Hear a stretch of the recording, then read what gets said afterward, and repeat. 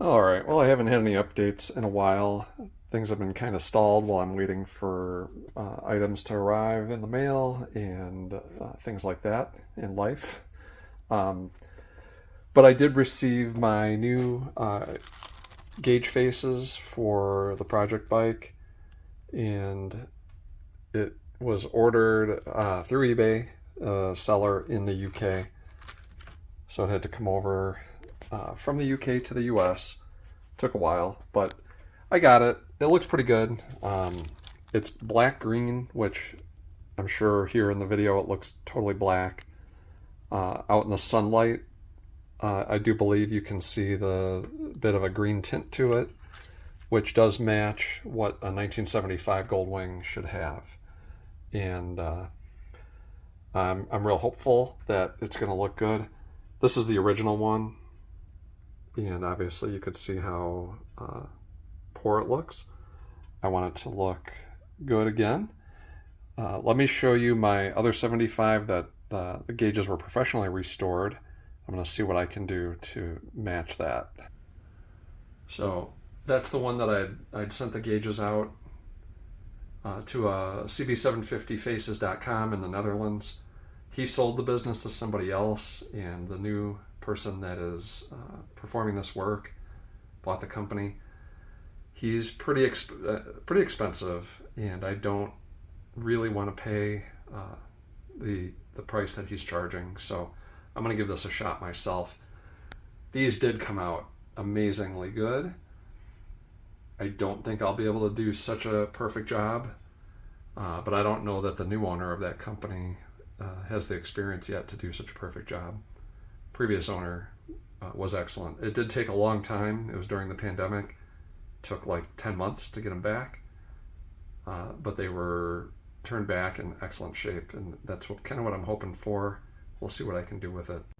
There are other videos that show how to take this apart, but I do have here the tools and things that I used. I bought this PVC fitting from a local hardware store. I did have to heat it up with a heat gun and put the gauge in there to kind of open up the diameter a little bit. And then you can see that I used a Dremel to cut this out, and that's for the reset knob for the odometer on the Speedo.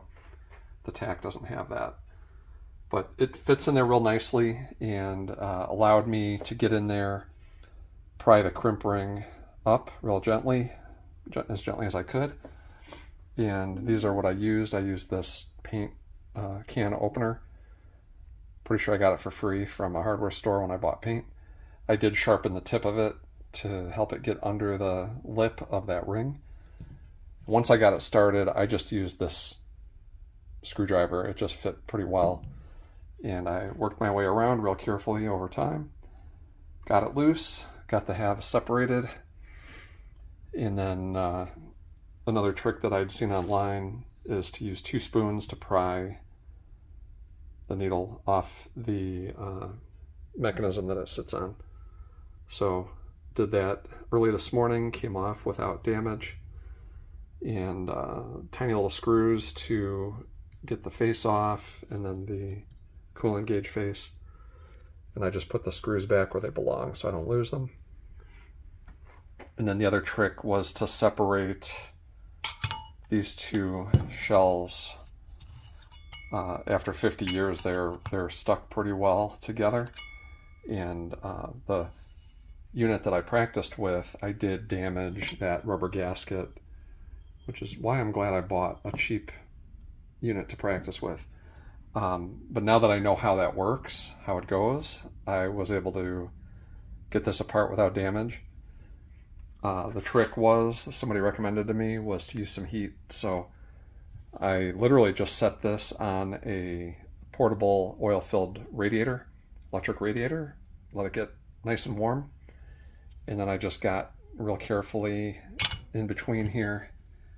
And once I was able to pop one edge of it loose, the whole thing just came free, came out. So I'll be able to strip this and repaint it. And I'll be able to get things nice and clean. The glass here, the rubber gasket around it comes off. it's domed glass, so there's an up and a down, which is good to be mindful of. Got my faces here.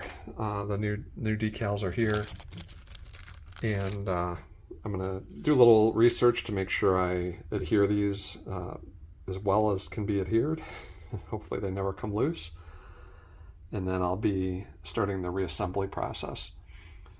One little glitch I ran into is finding the right color paint for the tip of this needle. Also for the tip of the temperature gauge. I found some online that I ordered, Testers model paint, and it's some type of fluorescent dark orange color that I'm hoping is going to look good. It's a challenge to find the exact color in the store, so I ordered it online. We'll see how that looks when I get it. I'll maybe test it out on this one, which is why I have it. And if it looks good, I'll go with it. If not, I'll have to keep looking. So that's where I'm at. I do have some new screws here. These are pretty rusty. When this guy goes back together, it's not going to look good with those. So my goal at the end is to have a really beautiful set of gauges, if my skill level and my patience can do it. And my speedometer is truthfully not so bad.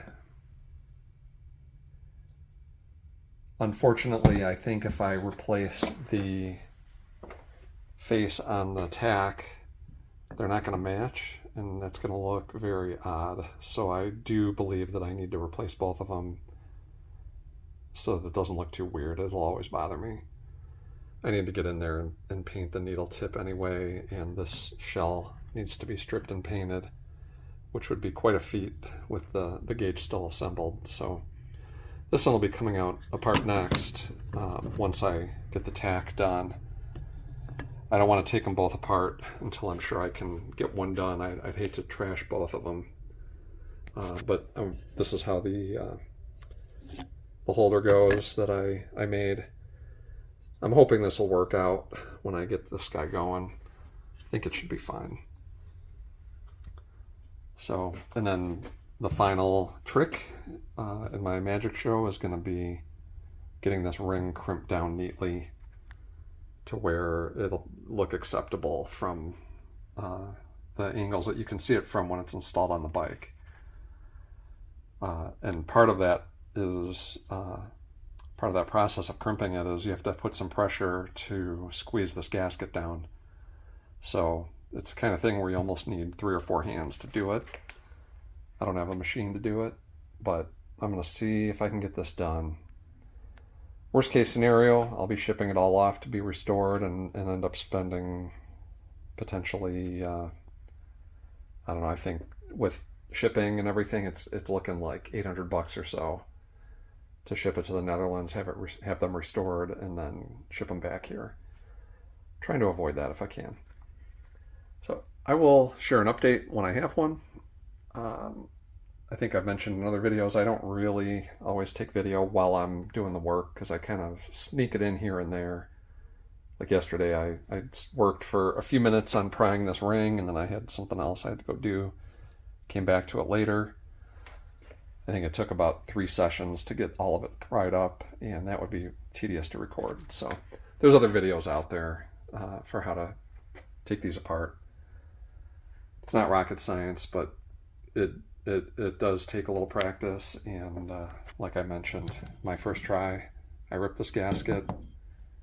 I doubt this gasket's available anywhere, so that one is a lost cause, but it's good to practice with. So that's it for now. I will share an update when I have one.